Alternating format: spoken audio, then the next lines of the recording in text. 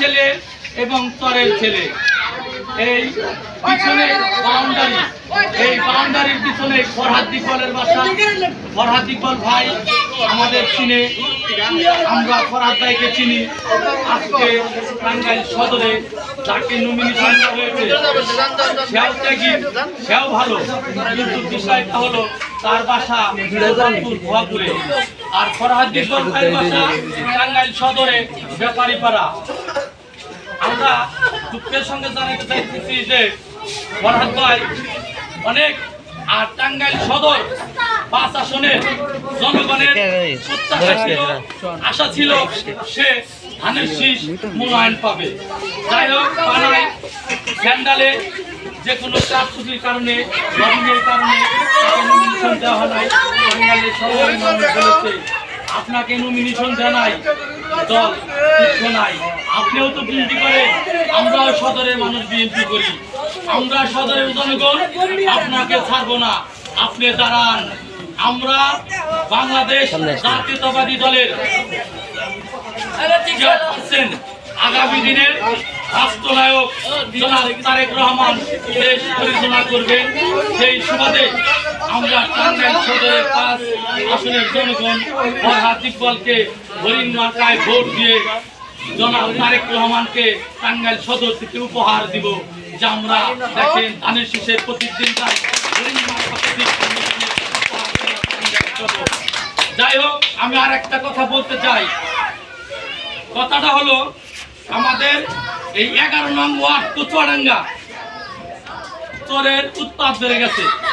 একটাতে চোরের দিয়ে আমি বোঝাই, এই চোরের ধরার জন্য আমরা হুন্ডি হয়ে ঘুরছি। এখন সেদিন আনার ভাই মারা গেল, আনার ভাই বাসার থেকে চোরের 2টা মোবাইল নিয়ে গেছে গা। এখন চোর হইলো ছোট বড়, চোরের কাছে কোনো ধর্ম নাই।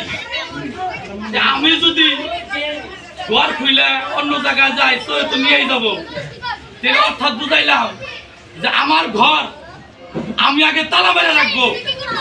আমি কুচুয়াডাঙ্গাবাসীকে বলতে চাই, ফরহাদ ইকবালের মার্কা হরিণ, এই সুবাদে আমরা তালা মেরে রাখবো।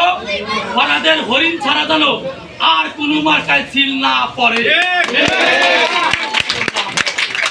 আর আরেকটা কথা হলো, আমি যেহেতু ফরহাদ ভাই নির্বাচন করি, আমার এলাকাবাসী ফরহাদ ভাইকে পছন্দ করে, সে ভালো মানুষ, কারো কোনোদিন ক্ষতি করে নাই, আর ইনশাল্লাহ করবেও না।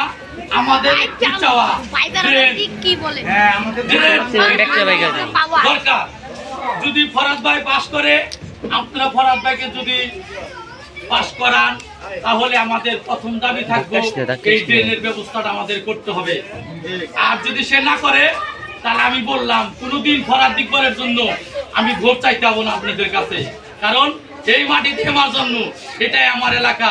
আপনারা যদি ছোট হন, আমিও ছোট হব, এটাই আমার কথা। আমি ফরহাদ ভাইয়ের কাছে পুরুষ কামনা করবো যে আপনাকে আমাদের কুচুয়াডাঙ্গাবাসী 11 নং ওয়ার্ডের লোকজন আপনাকে ভোট দিব, সেই ভোটের মাধ্যমে জয়যুক্ত করে আপনাকে সংসদে পাঠাবে।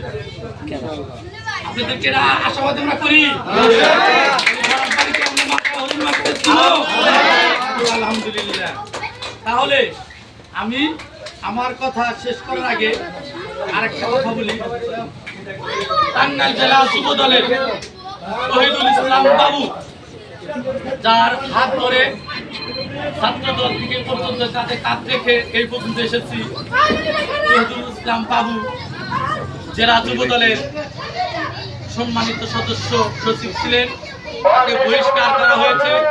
আমি জনাব তারেক রহমানের কাছে প্রস্তাব রাখি, আমার বন্ধু শহীদুল ইসলাম বাবুর প্রত্যাহারটা আপনি দয়া করে তুলে নেবেন।